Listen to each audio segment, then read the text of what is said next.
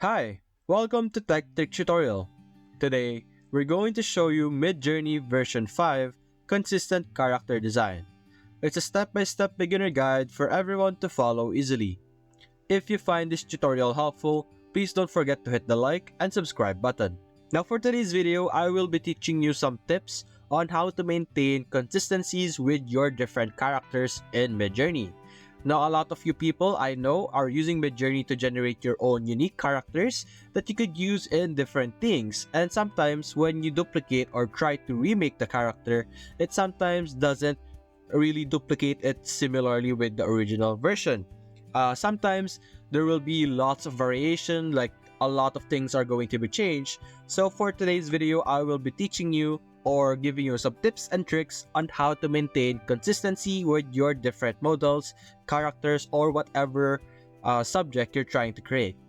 So the first thing you're going to do, the first thing you have to think of is creating a character, of course. But when creating a character, you can't simply just go and create a character. Your character needs to be plain and simple, because if you make it too complicated, make it have too much styles, have a lot of accessories, have specific things on their body, it will be hard for Midjourney to duplicate the same character over and over again. There will always be variation, and sometimes the variation will be bigger and bigger. So when creating a character, I suggest that you have a specific fashion for your character, a specific clothes, a basic clothes, specific hair color, and everything should be plain so that Midjourney would not have a hard time duplicating your character. So for example, we're going to do that. We're going to go with Imagine. And actually, before we do that, our version that we are going to be focusing on today is Midjourney 5. Now, when using Midjourney 5, sometimes you would need to type in the dash dash and V5. But I'm going to teach you another trick to be able to have that automatically happening on your prompt, just like what I have over here. So what you're going to do first before anything else is to type in dash, then go and settings, and click on enter. And now by doing this, you will be able to see your personal settings with Midjourney. Now the settings for everyone will be different, but this is specifically only for you, and it will apply on any prompt that you are using. Now what we're going to do, as you can see here, we have Midjourney version 1, 2, 3, 4, and 5. You're simply going to select the 5 version over here, which means this is going to be the version 5.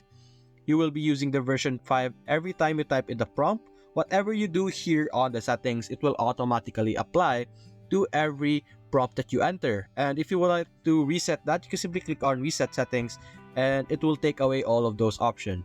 So we're going to go with Midjourney version 5 to have this settings over here. And then you could also choose from different style, like the amount of quality, the amount of details going to be produced for your design. You could choose from style low, style medium, style high. As you can see here, it will give you a prompt over here, and there's also style very high, which means it is the highest level of quality that it can produce. So we're going to settle with this. This will be a consistent prompt that will be added on our prompt over here. So we're going to continue now. We're going to go with Imagine. And just like I said earlier, it needs to be very simple and direct to the point. So we're going to go with a character that is a female character. I will choose a female character for our today's video. And what we're going to do is we're going to have like a female Instagram model. Now we have a specific idea for what type of person Midjourney will produce, and then we're going to go with clothes. Maybe we're going to say wearing a white polo, just like that. And then we're going to add another one, which is for the hair color. We could go with pink hair color, and we could also say what type of hair color, maybe short hair or long hair. We're going to go with short hair. And you could also add more prompts, like you could change the aspect ratio if you would like. We can go with AR 16 by 4, just like that. And we could add more things, but we're going to show you that later on. So we're going to enter, and we're going to wait for Midjourney to produce the image that we have asked it to produce. Now, like I said earlier, it's going to produce a female Instagram model with white polo, pink hair, and short hair. We are going to go with specifics so that Midjourney will not have a hard time to generate our image later on. So as you can see, it's generating. I think we made a mistake with the aspect ratio, so we're going to redo this in a bit. So we're going to copy this. We made a mistake with aspect ratio. We're going to do this again.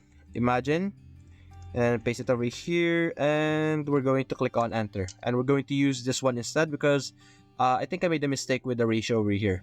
We're not going to meddle with the ratio for now, so let's wait for the new one. And now we have our character design over here.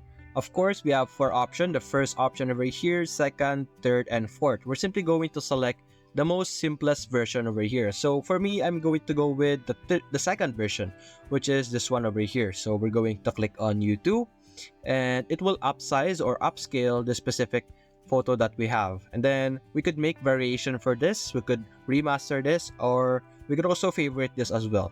So for now, we're going to go and make variation for this so that we have different version. As you can see here, also we could do the remix prompt, but we're not going to do that. So we're going to remaster instead to make some difference on our design over here. And as you can see, it has made some variation of our photo over here.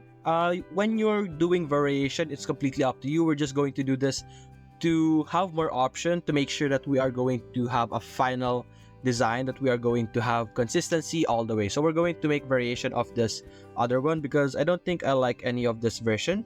So we're going to see another variation of this one. We're simply going to wait for it. And now over here, we have our second batch over here. We could choose from this one again. And for me, I think I'm not going to choose any of this one. I don't really like any of them. So first things first, what I'm doing right now is to make variation, different styles for our characters so that we have different options. So for now, what we're going to do is we're going to settle with our original prompt over here. Now what we're going to do is we're going to click on right click, and we're going to copy image address. Now this means that when we enter a prompt here, we're going to enter imagine, and we're going to paste it over here. It means that it will now start using this photo as a reference for all the different prompts that we're going to create. But we will need to paste it over here every time we use it. So now we have this. And now what we're going to do is we're going to add some different scenes. So for example, on a beach, just like that. And we could click on enter, or we could add more information if you would like. Sunset, stuff like that. You could add more information or add more prompt. It depends on you, but for now, I'm going to settle with this one. We would like this character of ours to be on the beach and with sunset over here. So we're going to wait for it to produce, and we're going to teach you other things also later on. We're going to teach you how to use weight over here, chaos, and like character sheet, multiple expression and poses, and also blend over here. So we're going to wait for it to finish our prompt over here. And as you can see here, it has produced us 4 different sets of images with the prompt that we have selected. You can also notice that the character is the same all throughout the different photos. We have the same character as our basis over here. Now usually Midjourney would have a hard time recreating your characters with just prompts, but by using the referencing or the reference image, it will be able to replicate the character that you used. So you could add more information. For example, we could do the same thing. We could do imagine, and we could do paste the photo once again and continue on the beach. Or actually, we're going to change it to on a surfboard on the ocean. And we could add more information, maybe like a sunrise this time, and click on enter, and it's going to recreate it once again using this as our basis over here. And that's how you could use, that's one of the things you could do to make your characters consistent between your different prompts, between different scenes, different backgrounds, and all of those stuff. Now we could also do it once again. We're going to do imagine while waiting for it, and we could paste our reference over here, and then we could say walking in a busy street in the city, and we could enter this, and it will now then try and produce another background for us in a different scene, now with her walking in a busy street in the city.